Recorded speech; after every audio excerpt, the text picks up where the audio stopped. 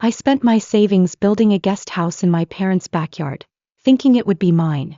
The day it was finished, my dad handed me my bags. Your sister needs it more than you, he said. I walked away without a word. A week later they called me in a panic when they realized. I don't even know where to start. I still can't believe it actually happened. For years I had been trying to make smart decisions to secure my future. I wasn't reckless with money, I wasn't irresponsible.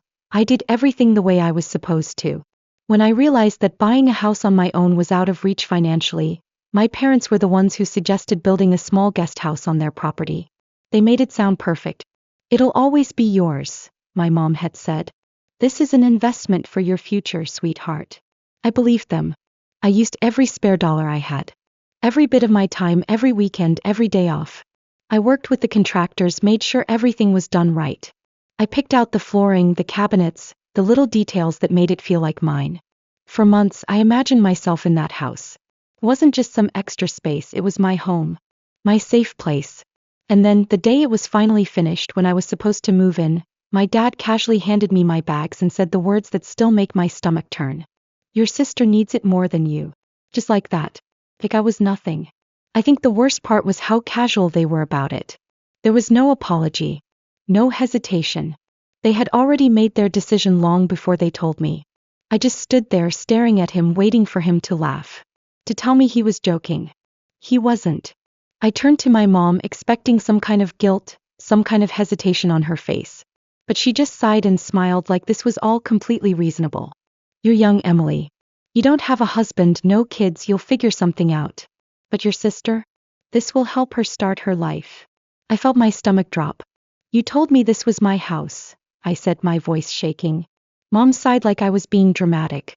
It's still part of the family, sweetie. And family helps family. I looked at my sister standing there, not even pretending to feel bad. I mean, it's not like you need it, Em, she said with a shrug. And it's not like you were paying rent or anything. I almost laughed.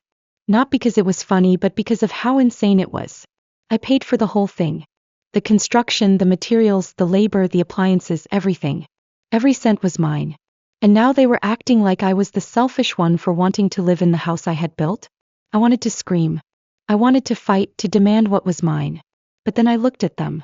And I knew it wouldn't change anything. They had already made up their minds. They had never planned for me to live there.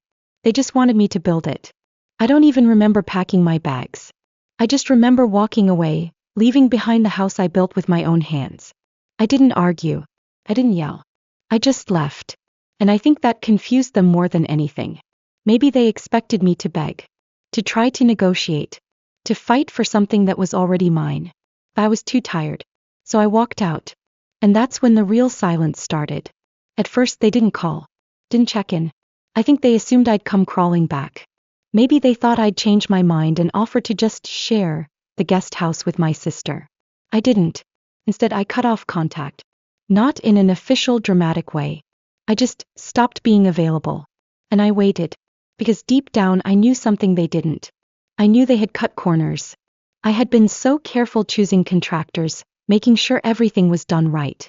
But at the very end of the process, my dad decided to save money by hiring his own guy to finish up some of the final details. Things like the plumbing, the electrical, the last coat of paint. I told him it was a mistake. I told him to let the professionals finish. But he laughed. Emily, you worry too much. My guy knows what he's doing. Besides, why waste more money? I let it go. After all, I was the one who was going to be living there. Something went wrong, I'd deal with it. But now it was my sister's problem. A week later the calls started. First my mom. I let it go to voicemail. Then my sister. I ignored her. Then my dad. By the time I checked my phone I had 6 missed calls. I finally listened to the voicemail from my mom. Her voice was strained, irritated. Not apologetic. Emily. I don't know if you did something or if you knew something, but the guest house has a major issue. The plumbing is leaking into the walls, the electrician must have messed something up because the power keeps going out, and there's a terrible smell coming from somewhere inside. Your sister can't even move in yet. We need to talk. I played it twice. Then I laughed. Not because I did anything. Not because I planned it. But because they did this to themselves. The moment I left they realized how much they needed me. And I wasn't coming back. I ignored my mother's voicemail. Not out of pettiness. Not because I wanted revenge. But because for the first time in my life, it wasn't my problem. I didn't do anything to that house. I hadn't sabotaged it, hadn't left anything unfinished. The only thing I had done was walk away. And now, a week later, it was already falling apart. I sat with my phone in my lap, staring at the missed calls.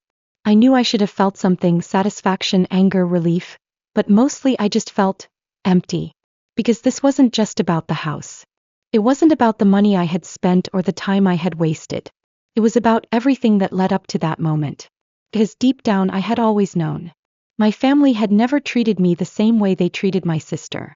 But I had convinced myself that if I worked hard enough, if I was useful enough, if I was good enough, they would see me as just as important.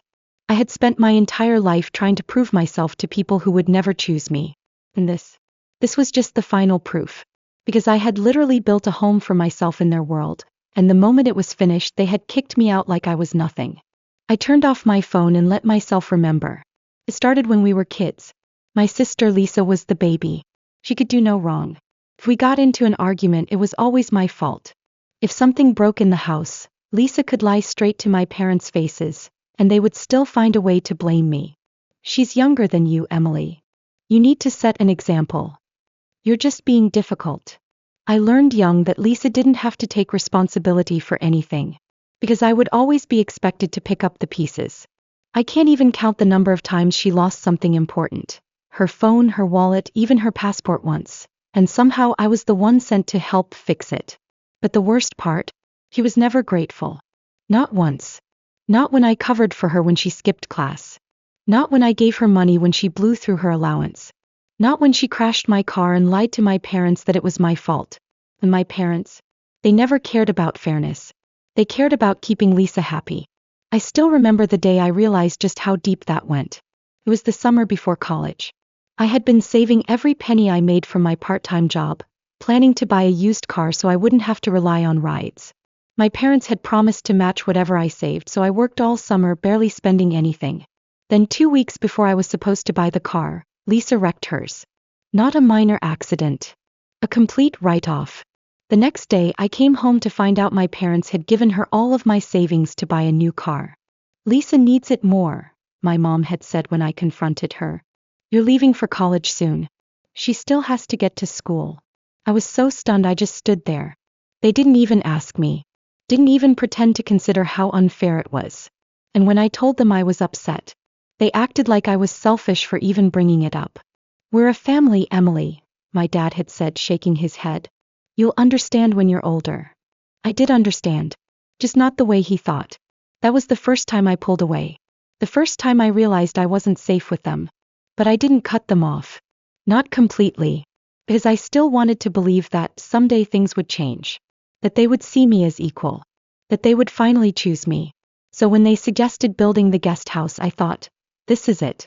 This is my chance to have something that's mine. And I fell for it. A sharp vibration from my phone pulled me back to the present. Another call. I sighed and finally picked up. It was my dad this time. His voice was tight. Frustrated. Emily, what's going on with the house? I blinked. What do you mean? You know what I mean. His voice dropped lower, like he thought someone might be listening. Lisa can't even move in yet. The plumbing is completely messed up. There's water damage in the walls, the electrical is faulty, and now the whole place smells like mold. I almost laughed. Sounds like you should call a contractor. There was a pause. Look, he said, his tone shifting like he was trying to stay calm. If something happened, you need to tell me now. Did you leave something unfinished? Did you mess something up? I clenched my jaw. I didn't do anything, Dad. You're the one who hired that cheap contractor against my advice. Maybe you should call him. Another pause. He wasn't expecting me to stand my ground.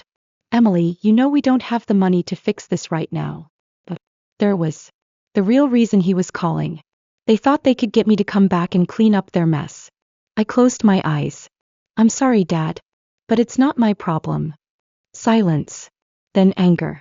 Emily, don't be like this. I didn't say anything. You can't just turn your back on family, he said, his voice sharp now. We raised you. We gave you everything. Everything? I exhaled slowly, gripping the phone tighter. No, Dad. I gave you everything. And I'm done. I hung up. For the next few days the calls kept coming. My mom, my dad, even Lisa. Some were angry, demanding. Others were manipulative, pretending to be worried about me. I ignored them all. But then something shifted. I started getting messages from other family members. At first, just a few cousins asking if I was okay. Then an aunt. Then an uncle. Then finally my grandmother. Emily, sweetheart. Your mom says you abandoned them and left the house unfinished. What's going on? I closed my eyes. They were trying to turn the family against me. They weren't just upset about the house. They were humiliated. Because now they had to tell people that the home they took from me was falling apart. And they needed someone to blame. I felt the anger rise in my chest, but I forced myself to stay calm. They wanted me to react. They wanted me to come back and fix things. But I wasn't going to. Because the truth was finally starting to spread. And for once, I wasn't the one losing. I didn't respond to my grandmother's message right away. I knew exactly what was happening. My parents were spinning the story before I could. They weren't just calling me anymore. They were calling everyone else, making sure their version of events got out first. I could already imagine how they framed it. Emily abandoned us after we let her live here for free. She stormed off over nothing and left the house unfinished. We always did everything for her, and this is how she repays us. It didn't matter that I had paid for everything, that I had spent months building that house with my own money and effort. In their version of events, I was ungrateful and selfish. And I had no doubt that some people would believe them. That was how it always went. They had been doing it my whole life, repainting reality until it fit the story they wanted to tell. I wasn't about to play their game. So I waited. I let the phone calls go unanswered. I ignored the text. I watched as the missed calls piled up. And then after a few days something changed. The messages from extended family stopped asking if I was okay, and started sounding different. More skeptical. More curious. Something was shifting. And I had a feeling I knew why. Because my parents weren't just losing control of me anymore. They were losing control of the house. The house they stole. It started with a message from my aunt. Emily, honey, I heard the guest house is unlivable? That the mold is spreading? What's going on? I stared at the text, heartbeat slowing. Mold? That wasn't something my parents had mentioned in their voicemail. They had complained about the plumbing, the electrical issues, but not mold. And if it was spreading, that meant it wasn't just a minor issue. It was bad. A second message popped up, this time from my cousin. Hey, random question. Do your parents really not have the money to fix the guest house?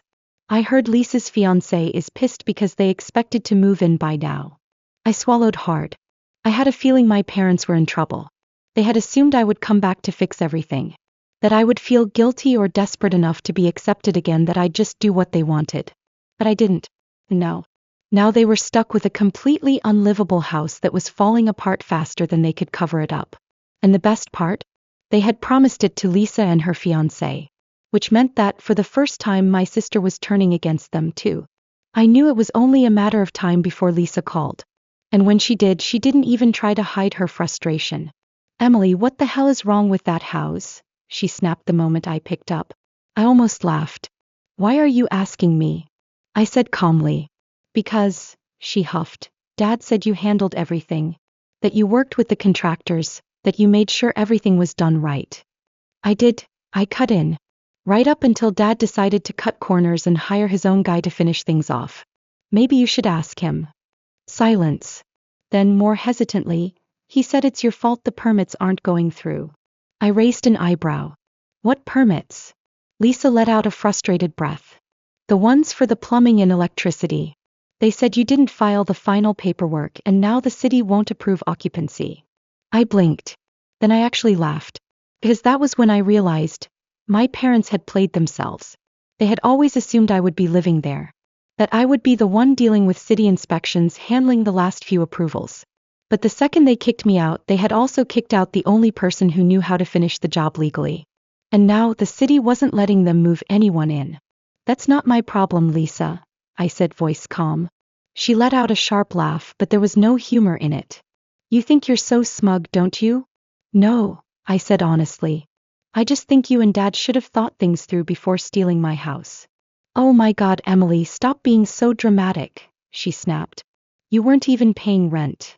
Lisa, I paid for the entire house. Silence. A long, painful silence. I could almost hear the gears turning in her head, the realization sinking in. She knew I was right.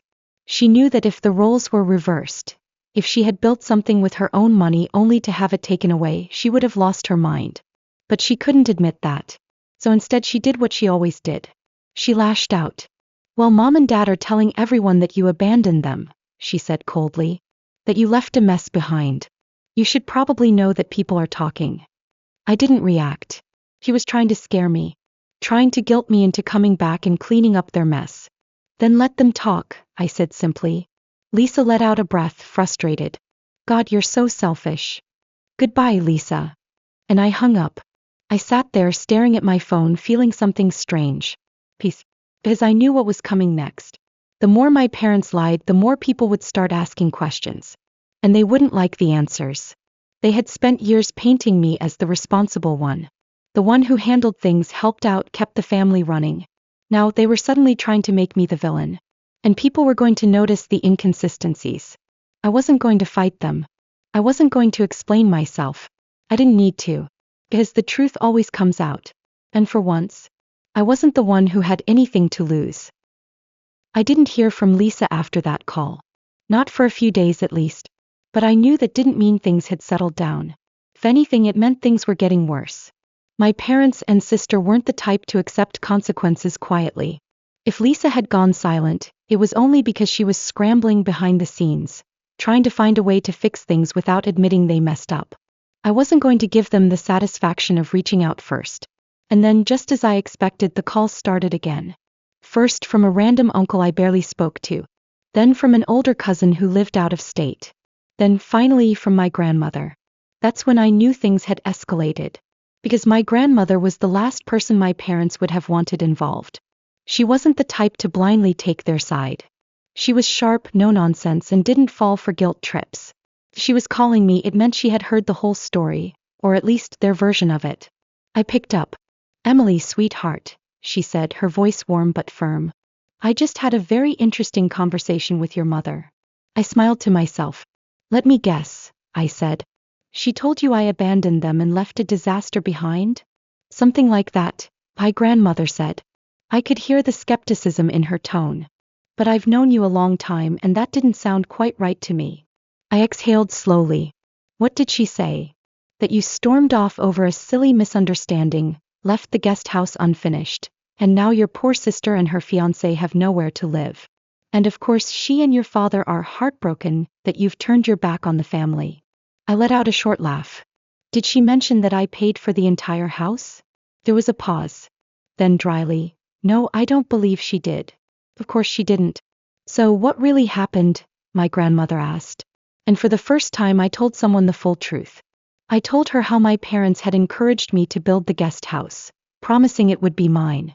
How I had used my own savings and spent months managing the construction, picking out materials, making sure everything was perfect. And then, the moment it was finished, they gave it away to Lisa. My grandmother didn't interrupt me once. She just listened. And when I was done, she let out a slow, measured breath. That's low, she finally said. Yeah, I muttered. And let me guess, she continued. They expected you to come crawling back the moment things started falling apart? Bingo. There was a pause. Then she said something I wasn't expecting. You should come to Sunday dinner. I blinked. What? Everyone's going to be there, she said, a hint of amusement in her voice. I think it's time you let them all know your side of the story. I hesitated. It wasn't that I was afraid of my parents. I had no interest in begging for their approval anymore. But calling them out in front of the whole family? That was a different level. Grandma, I don't know if I want to. I'm not saying to cause a scene, she cut in. I'm just saying, let them dig their own hole. I considered that. Then slowly I smiled. All right, I said. I'll be there. Sunday dinner. I arrived 10 minutes late on purpose. The moment I walked in, I felt the shift in the room. People had heard things. Some glanced at me curious. Others looked uncomfortable. And then there were the ones, like my aunt and a few cousins, who gave me small knowing nods. Like they already knew exactly what was going on. Lisa was sitting next to my parents, her arms crossed tightly. She didn't meet my eyes. My mom forced a smile. Oh, Emily, you actually made it. Yeah, I said simply, taking a seat. I didn't add surprised, but the implication was there. Dinner started awkwardly. There was forced small talk, tension so thick you could cut it with a knife. And then, just as we were finishing up, my grandmother, bless her heart, set down her glass and said, "So Lisa, how's the new house coming along?" Silence. Lisa's jaw tensed. "We're still dealing with a few issues," my dad said quickly. "Oh," my grandmother said, raising an eyebrow. "What kind of issues?" Lisa shot him a look, but my dad cleared his throat. "Nothing major. Just some, plumbing and electrical problems. Minor setbacks." I almost laughed. Minor setbacks. That's what they were calling it. My grandmother turned to me. "Emily dear, didn't you handle all the construction on that house?" Every eye in the room turned to me. I took a slow sip of my drink before answering. "I did.